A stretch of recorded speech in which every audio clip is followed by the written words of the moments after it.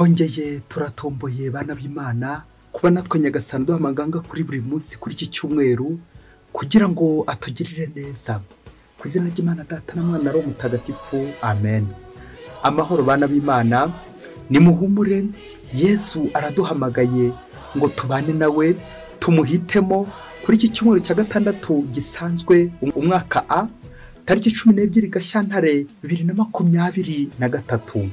Isomo rya mbere yo mu gitabo cya mwene Siraki, umutwe wa 15, umurongo wa 15 kugeza ku wa 20. Isomo ryo mu gitabo cya mwene Siraki. Nubishaka uzakurikiza amategeko, korana umurava gishimisha Uhoraho. Yagushyize imbere umuriro n'amazi, aho uzahitamo ntuzerekeza ikiganza. Imbere y'abantu hari ubuzima n'urupfu, kandi buri wese azahabwa ikimunyuze. Koko rero ubuhanga bw'Uhoraho ni bwishi, n'umushobora byose kandi abona byose. Amaso ye ahoza kuba mwubaha, kandi we ubwe azi ibyo akora byose. Ntawe yigeze ategeka kuba umuhakanyi, kandi nta n'uwo yahaye uburenganzira bwo gucumura. Iryo ni ijambo ry'Imana. Zaburi ni 119.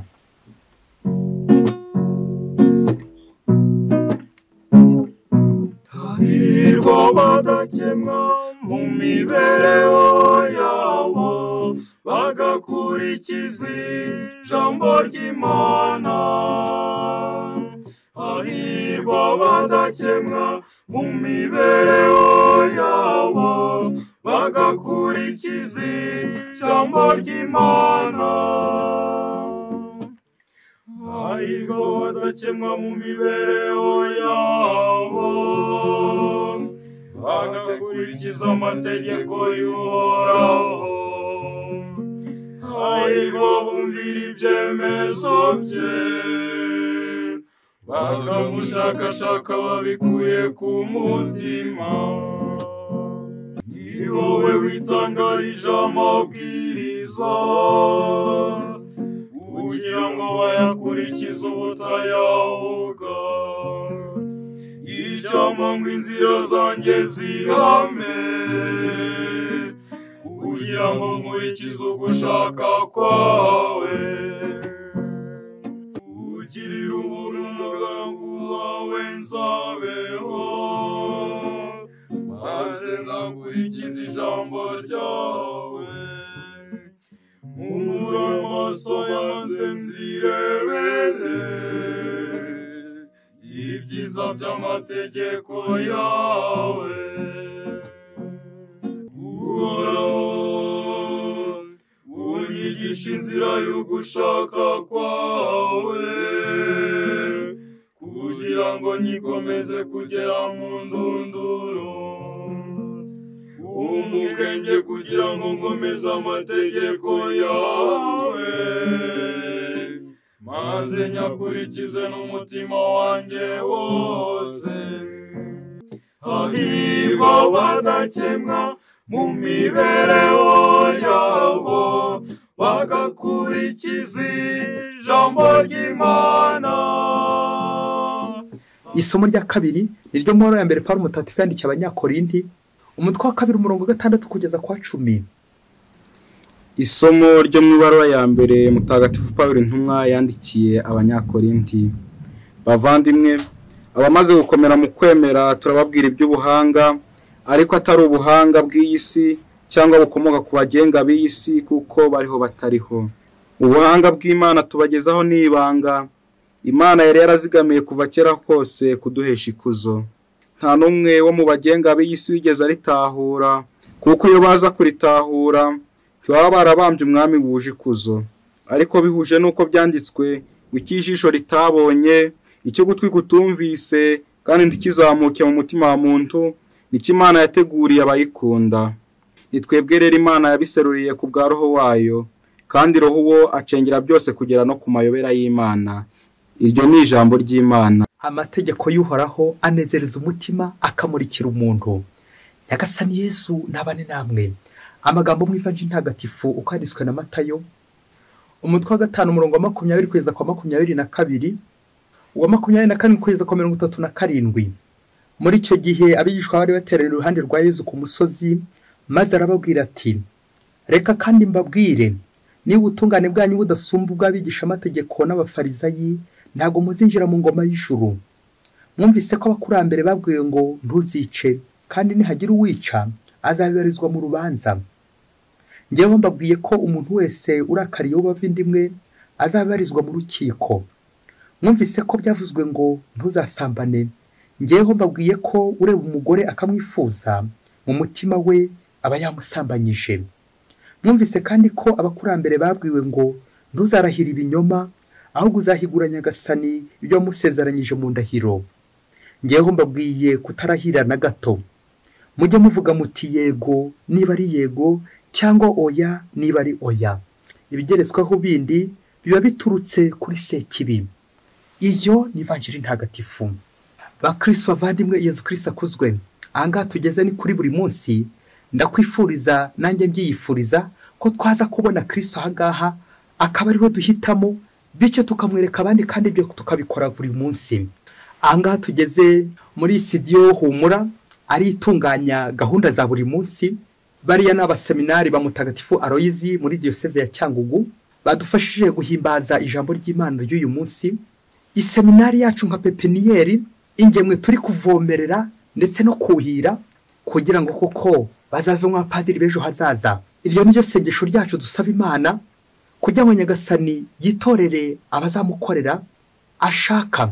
Nyagasani ohereza muri kiliziya yawe abakozi b'intungane. Rero buri wese buri munsi ajya atekereza ku buzima bw'ejo hazaza, atekereze ku rubyiruko, atekereze kuri ejo hazaza h'igihugu, atekereze no kuri ejo hazaza ha kiliziya, bityo agira ishyaka, bityo mu isengesho rye nawe asabe Nyagasani ati, Nyagasani ohereza muri kiliziya yawe abakozi b'intungane. Ngo kugufumbira buri wese ajya areba, buri wese ajya azana agafumbire ashyireho, ufite amazi ayazane ashyireho, maze ko dukomeze kuhira imbuto za Nyagasani, bityo Nyagasani imirima ye yera imbuto nyinshi kandi nziza. Bakristo bavandimwe, Yezu Kristo akuzwe. Amasomo y'iki cyumweru araryoshye cyane, ubwo agiye guturarikira inshinga bita guhitamo. Guhitamo nde? Guhitamo neza, guhitamo Yezu, guhitamo igikwiye. Aho tujya guhitamo uyu munsi, ubuzima ndetse n'urupfu, wahitamo ikihe? Umuriro ndetse n'amazi, wahitamo ikihe? Umwijima n'urumuri, uraza guhitamo iki? Amahitamo meza aganisha ku buzima bwiza. Intego yacu ni uguhitamo neza, tugahitamo igikwiye uyu munsi kuri iki cyumweru. Reka duhere ku gisakuzo cy'abana. Namwe muraza kumva ko ari icy'abana koko, nta nubwo ari icy'umusizi, murumva ko ari icy'abana. Sakwe sakwe soma. Ngo hari ibintu bitatu buri muntu wese uri ku isi afite, ngo bibiri barabihuje ariko kimwe ntibagihuje. Ngicyo. Aha bahuje intangiriro, bahuje n'iherezo, commencement et fin, ari byo kuvuka ndetse no gupfa. Izo nanone ni inshinga zitwereka ko nyine umuntu ameze nk'ikiyega, arahinduka kandi arahindagurika, kuvuka ndetse no gupfa. Icya kabiri badahuje ngo burya ni imibereho, buri wese afite imibereho itandukanye n'iyundi, ariyo nshinga bita gukura, croître. Dutangazwe nuko izo nshinga za mbere ebyiri zibanza zitondagurwa n'inshinga mu gifaransa bita être, naho iyi ngiyi abantu batabahuriyeho itondagurwa na avoir, kugira. Izo nshinga tumaze kurondora ndetse n'ubwo buzima umuntu anyuramo, bigatwerekeza nanone ku bintu bitatu umuntu wese anyuramo. Inshinga eshatu, ya mbere ni ukuvuka, ya kabiri gukura, ya gatatu ni ugupfa. None abakristo bavandimwe, ikibazo kikagira kiti, ko ibyo dupfana ari byo byinshi bya bibiri twavuze kurusha ibyo dupfa, koko turapfa iki abakristo bavandimwe? Turapfa iki? Turapfa iki bana b'Imana? Umwe ati natwe bituyobere. Aha tuzasanga abantu benshi dupfa ibintu, bya bintu biba biri hagati, ya mibereho yanda nini, bya bintu twasanze ku isi kandi tuzabisiga. Ibyo byose tukabipfa, bintu tuzasiga. Aho gupfana, kwa gupfana twembi tugapfana, aho gupfana ubuntu bw'Imana, bya bintu bitaho ku bushake bwacu, ahubwo ari impuhwe z'Imana nyine. Rero abakristo bavandimwe, ndabibutsa ko nubwo ndi kuvuga imvugo isa n'ikakaye, ariko ndabibutsa ko gupfa ndetse no kuvuka burya ni impano y'Imana. Nta muntu ubyiha, nta muntu umenya igihe azapfira, nta muntu umenya igihe azavukira. Ibyo byose bigengwa n'Imana n'ingabire y'Imana. Ariko ukibaza ngo gucya abantu benshi dupfa ibyo twakagombye gupfana. Ngaho Nyagasani ashaka gutuganisha kuri iki cyumweru, tukamenya guhitamo neza, tugahitamo icy'ingenzi, bya bindi dupfana tukabisigasira, aho guhitamo ibyo dupfa. Abantu benshi duhitamo ibintu aho guhitamo ubuntu bw'Imana. Mu isomo rya mbere byo mu gitabo cya mwene Siraki baradushishikariza guhitamo neza, tugahitamo Imana, bwa buntu bw'Imana nyine ngomba guhitamo. Mu kimenyetso bakoresheje ikimenyetso cy'amazi ari hagati y'amazi ari n'umuriro, wahitamo iki? Byumvikana wahitamo amazi. Amazi ashushanya ubuzima, kandi ubuzima ni Imana ubwayo, ubuzima bw'iteka. Hakurya y'imva nyine hari ubugingo bw'iteka, ubugingo hamwe n'Imana. Rero icyiza umwanditsi ashaka kutwereka ko iyo uri kumwe n'Imana koko umerewe neza, niyo tugomba guhitamo. Rero ngo Imana yagushyize imbere umuriro n'amazi, ngo aho uzahitamo niho uzahitamo kwerekeza ikiganza. Amen, amen, amen. Ese mukristo umuvandimwe, ikiganza cyawe cyerekeye hehe? Cyerekeye ku Mana cyangwa cyerekeye kwa Sekibi? Cyerekeye mu muriro cyangwa cyerekeye mu ijuru ahari ubuzima? No muri ibyo Zaburi uyu munsi aratwereka ko guhirwa nyakuri ari ukubana n'Imana. Guhitamo Imana nibyo agaciro. Hahirwa abadakemwa mu mibereho yabo bagakurikiza ubutabera. Amen, amen, amen. Iyo wahisemo Imana, ugendana n'Imana nyine, ugendera mu butungane, mu nzira z'Imana. Akamvuga igira iti, ugendana n'imbwa ikagusiga imbaragasa, yewe ikanakuruma, urebye nabi yakuruma. Ariko wagendana n'umugabo, akakugabira. Iyo ujyanye n'Imana koko uba umerewe neza, urahirwa, uba wahisemo neza. Kandi wahisemo neza nyine abaho neza kuko aba ari kumwe n'Imana. Nawe uhitamo igikwiye. Pawulo mutagatifu nawe mu isomo rya kabiri ry'uyu munsi araduhishurira ibanga ryo kubaho neza, akaducira amarenga y'umusaraba, umusaraba wa Kristo. Byaba ngo umukristo wese agomba kuzirikana ibanga ry'umusaraba, ibanga ubwira abasheshe akanguhe, abaciye ubwenge, ibanga ry'abahanga, ibanga ry'abari gukura, la croissance. Ngewe yanshinga n'ubundi turimo tuzirikana ko umuntu akunze guhitamo ariko akaba yahitamo nabi. Pawulo mutagatifu arashaka kutwereka ko iyo umuntu ari hano kuri iyi si yakagombye guhaba ari gutahura amabanga y'Imana, ari kumwe n'Imana, ari gukura mu kwemera. Ngo kuba gukura ngewe ya mibereho hano ku isi idutegurira hehe? Ubwami bw'ijuru. Nibyo Yesu Kristo ari gutubwira muri Evanjiri y'uyu munsi, kugerageza kwirinda uburyarya, kugerageza kwishushanya, kwirinda kumera nk'abigisha amategeko n'abafarizayi bo berekana iby'inyuma gusa, berekana ubuyoboke ku Mana ariko imbere nta kirimo. Natwe rero Yesu Kristo agatwinginga agira ngo kuko ubutungane bwacu bwerekere ku Mana koko, ubutungane bwacu koko bushimisha Imana. Kuko ikizakubwira umuntu uri kumwe n'Imana nuko nyine ayitunganira. Ryabanga ry'umuhanga, umuhanga nuhunga ikibi agashakashaka Imana, c'est faire le péché et chercher Dieu. Ngo ubuhanga nyakuri. Nibyo Yesu Kristo ashaka kutwubwira uyu munsi, kwitandukanya n'umufarizayi, n'ububeshyi, n'ubucakura. Ahubwo yego yanjye ikaba yego, nawe ya ikaba oya. Oya ni uguhakana icyaha, naho yego ni ugukomeza nemera Imana. Ya amen. Kuvuga uti Nyagasani ndacyakwemera, ndakwemera Nyagasani, bigende bityo, ainsi soit-il. Bigende gutyo Nyagasani, ndacyakwemera. Amen, amen, amen, amen. Nuko mukristo muvandimwe, nawe yego yawe buri munsi ujye uvuga uti yego Nyagasani ndiyo, yego Nyagasani ndacyakwemera. None se kibe nawe yaza akambwira uti oya shitani, akandirimbo igira iti, shitani naguhamagara ngo usubire mu nzoga, usubire mu bagore, usubire mu bagabo, usubire gusinda, usubire kwiba, uzamusubiza uti iyo nimero ntishoboye kuboneka. Bityo umubwira uti oya ndabyanze. Yesu Kristo arashaka gutwigisha kumwemerera buri gihe cyose aje iwacu agahakomanga, buri gihe cyose tukongera tukamuhitamo. Bwacya mu gitondo ukamuhitamo, wajya kuryama ugahitamo Yesu, bwacya na mu gitondo ukamuhitamo, ku manywa mugakomeza mugakorana uri kumwe na Yesu. Kuko wahisemo Yesu amererwa neza, aba yahisemo neza nyine. Akamvuga umuhanga igira iti, vivre c'est choisir, choisir c'est renoncer. Ngo kubaho no guhitamo, kandi guhitamo no kuzinukwa. Nawe rero mukristo muvandimwe, wikota tubiri ngo imirimo ibiri yanani impyisi, bityo umenye uruhande rwa Sekibi urwirinde, uhitemo uruhande rwa Yesu, uruhande rwiza rukuganisha ku cyiza.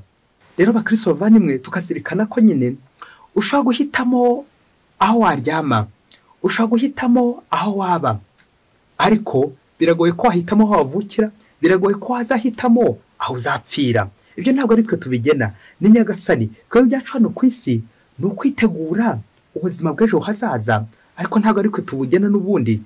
Niyo mpamvu tugomba guhitamo Yesu Kristo kugira ngo abe ari uzajya ukomeza kuduhitiramo ibyiza bitewe n'icyo dushakaho, guhitamo ubuntu bw'Imana. Tujya mu kanya gato kunyarukira mu ishuri dukoreye imyitozo, dore ko ubuzima bw'umukristo ari imyitozo. nta mukinnyi watsinda ngo atware igikombe atarakoze imyitozo kandi koko yambaye. N'umukristo nawe buri munsi agomba gukora imyitozo, kumva ijambo ry'Imana, guhabwa Yezu Kristo, gusenga by'agatangaza kugira ngo koko aze gukana iyo ntsinzi, azahitemo, aze gukana icyo yahisemo ijuru. Akabya bindi yamvuga igira iti c'est un forgeron qu'on devient forgeron. Ni ngombwa ko niba wumva ko uzaba umucuzi ugomba kubyitoza hakiri kare. N'undi murimo wose wumva wazakora tangira witoza hakiri kare. Reka rero tunyarukire mu ishuri. Ngo umunsi umwe ngo abana ngo bari mu ishuri, ngo abana bari bafite ba papa bari bafite imyuga. Ngo umwana umwe ngo se yari umushoferi w'imodoka, ngo undi yari umusare w'ubwato bwambutsa abantu. Ngo nuko rero bageze mu ishuri, ngo mwarimu asoza akanya gato babana batangira kujya impaka z'urudaca, bya bindi by'uko nyine abana baba bari kwisakuriza. Ngo dore ibintu bari gupfa cyangwa bari kuvugaho.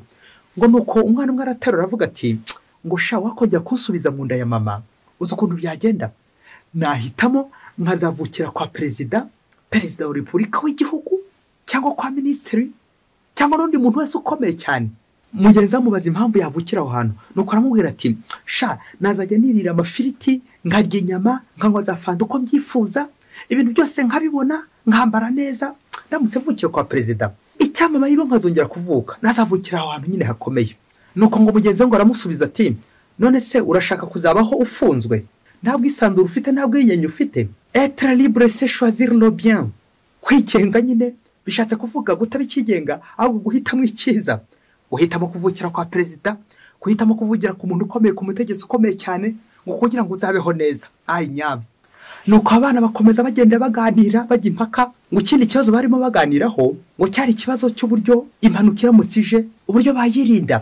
Nuko umwe ngo abaza mugenzi we ati ari impanuka yo mu mazi mu bwato, uri mu bwato nyine, ari impanuka yo ku butaka, wahitamo iyihe?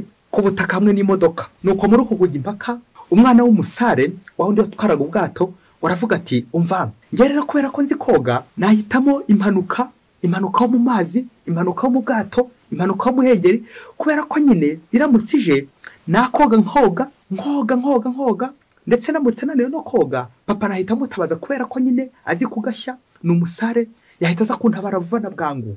Papa azi gutwara ubwato, nahita noga vuba na bwangu ubundi akaza kundeba. Namwe murumva umwana w'umushoferi we ibyo yahisemo, nuko aravuga ati umva njyewe ntabwo nahitamo y'amazi, birumvikana ntiyarazi koga, ahubwo nahitamo impanuka yo ku butaka, kubera ko byibuze ho nabona ku byatsi mfataho, nabona ibiti mfataho igihe habaye impanuka.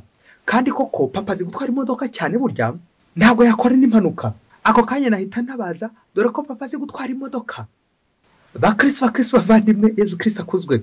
Aho kuba umwana w'umusare, aho kuba umwana w'umushoferi, wahitamo kuba uwihe muri aba bombi? Nuko mwarimu muri ako kanya abana bakiri kujya impaka, bishoboke ko bari hafi no kurwana, maze arabasanga dore ko yari kumva ibintu byose barimo bavuga, yari ari hanze yumiwe, maze arababwira ati bashareka mbabwire, musigeho, nta muntu ku isi uhitamo ahazavukira, nta muntu ku isi uhitamo ahazapfira. None se ko mwumva ari impanuka nyine, wakwitabara gute kandi wapfuye wakongera gutabaza ute? Wapfuye wakongera kugena gute? Uza kugutabara aho uza gufata ukuza kubigenza wabigenza ute kandi wapfuye icyo gihe? Igisigaye rero mwabana mwe nimwige mushyizeho umwete kugira ngo koko mutegure neza ejo hazaza, muzabeho neza no mu buzima bwo hakurya y'imva.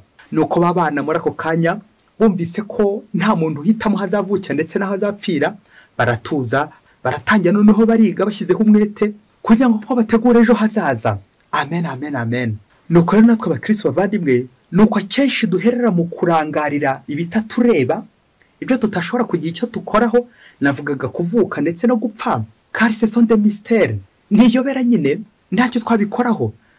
Twebwe kugira ngo dukomeze tuvugure imibereho yacu igende neza, bityo ko kwidufasha gutegura neza ijuru, ahubwo icyacu tugahera muri ibyo ibibazo byo ruca abana absurde, ibyo bintu byose twibandamo utwo ducogocogo, ariko tukaza kwibagirwa icy'ingenzi ni Yezu Kristo udufasha nanone kuri iyo mibereho, ariko nanone ni nawe uduha iyo mpano yo kuvuka ndetse no kuzapfa.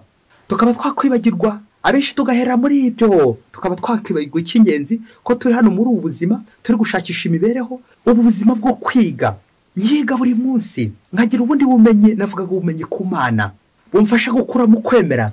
Icyo gice cyo hagati bakristo bavandimwe ntitujya tukitaho. Icyo gice buri wese agomba gukora cyane, agahitamo kiri cyiza akareka ikibi. Abenshi ntabwo tujya tukitaho. Iki cyumweru ni icyumweru cyo guhitamo neza. Icyo gice tukakibandaho, ukuriho ubuzima ufite, imikurire yawe, aho ngaho ugashyira akadomo, aho ngaho ukabashyira n'akabazo niba koko bitameze neza. Bityo nawe koko ntumere nk'aba bashoferi cyangwa aba basare bakiri kwibaza ku mpanuka bazahura nazo n'uburyo bazazikwepa. Aha ntawe uruhunga, ntawe urusimbuka. Icy'ingenzi rero ni uko tuba twiteguye. Kwitegura niyo mahitamo nyine meza twakora. Bakristo bavandimwe, hari ibintu tutajya twitaho kandi kuko ari ingenzi. Tukabaho dufite ibya mirenge, tukaza kwibagirwa ko tuzapfa. Uzi ko twese tuvuka kimwe? Nirinze kuvuga ko twambaye ubusa bamwe bataza kundakarira. Burya no gupfa twakagombye gupfa nyine twambaye ubusa. Ubundi nuko batugirira impuhwe, wowe urimo nanjye ndimo turi kubyitegura, bagaturenzaho twenda. Ariko waje mu isi wambaye ubusa, n'ubundi uzayivaho wambaye ubusa. Wowe nanjye turimo. Memento mori, muntu yibuka kuzapfa. Ikiza rero no gutangira duhitemo Yesu, kuko n'ubundi niwe tuzasanga hakurya y'imva. Ibaze nawe uramutse atari Yesu wahisemo uri hano ku isi, wazasanga abandi benshi bari yo bahisemo. We bikazarangira koko uhitiye mu muriro, uhitiye kwa sekibi. Kandi hano ku isi ntacyo Imana itagukoreye kwinginga ngo yihitemo. Wowe ukihitiramo umuriro aho guhitamo ubuzima, aho guhitamo amazi, ubuzima. Mukristo muvandimwe rero no kwitonda. Umwana azapfa kimwe n'umukuru, umukobwa azapfa kimwe n'umuhungu, umugabo azapfa kimwe n'umugore, perezida azapfa kimwe na wa wundi ayobora, minisitiri nawe nuko. Naho byo kwiha ngo nzavukira kwa minisitiri, nzavukira ku muyobozi ukomeye cyane, aho ngaho no guta igihe. Ahubwo se wavukiye ku Mana. Uzaho Yesu Kristo we yavukiye mu kiraro cy'amatungo. Mu gihe hari kwa Herodi hari hahari ahantu bakomeye cyane, ku bayobozi bakomeye cyane. Ariko Yesu Kristo mu kwiyoroshya kwe yahisemo kuvukira mu matungo, yahisemo kuvukira mu kiraro kugira ngo koko atuzahure, atugirire neza, natwe azamura imibereho yacu ibe myiza irangamiye ijuru. Rero no kuzirikana ko twese abakristo twebwe abantu bari ku isi dusangiye ikiro kimwe cy'umwuka. Ntawe ugira ubuzima nanjye kuvuga bubiri, twese dufite ikiro kimwe, igipimo kimwe cy'ubuzima. Niyo mpamvu tugomba kubungabunga, bityo tukabaho neza, tukaba neza hano kuri iyi si, dukora neza, tukaba hano ku isi nk'abazayivaho ejo, twitegura ijuru ejo tuzajyamo, tukazabana n'Imana iteka ryose. Mwese mbifurije gukomeza muhitamo neza. Icyampa ngo buri munsi mbitemo Yesu, icyampa ngo buri munsi mbitemo neza. Mukristo muvandimwe, mu gitondo uhitemo neza, uhitemo Yesu. Ku manywa uhitemo neza, uhitemo Yesu. Nijoro uhitemo neza, uhitemo Yesu. Bityo wibanire na Yesu Kristo ubuzima bwawe bwose. Mwese mugire icyumweru cyiza. Mbifurije amahoro y'Imana, kandi Imana ibahe umugisha. Imana Data na Mwana na Roho Mutagatifu. Amen. Padiri Masumbuko na Disilasi wa Diyosezi ya Cyangugu.